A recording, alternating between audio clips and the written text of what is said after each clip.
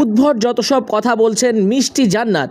মিষ্টি জান্নাত এই নায়িকা কয়টা ছবি করেছেন, সেগুলো দর্শকপ্রিয়তা পেয়েছে কিনা, এসব নিয়েই বাজারে কথা উঠছে। তবে মিষ্টি জান্নাত থেমে নেই। শাকিব খান তার যোগ্য না, শেখ বাদশারা তাকে বিয়ে করতে চায়, ক্রিকেটার তাসকিনের সঙ্গে ভালো সম্পর্ক, এছাড়া নানান জনের কাছ থেকে বিয়ের প্রস্তাবের গুঞ্জন, এসব নিয়েই ভাইরাল হয়েছেন সম্প্রতি মিষ্টি জান্নাত। তিনি যতটা না ছবি দিয়ে জনপ্রিয় হয়েছেন, ততটাই হয়েছেন শাকিব খানের বিয়ে ইস্যু প্রসঙ্গে ভাইরাল হতে চেয়ে। তবে শাকিব খানকে নিয়ে অনেক বাজে মন্তব্য করেছেন।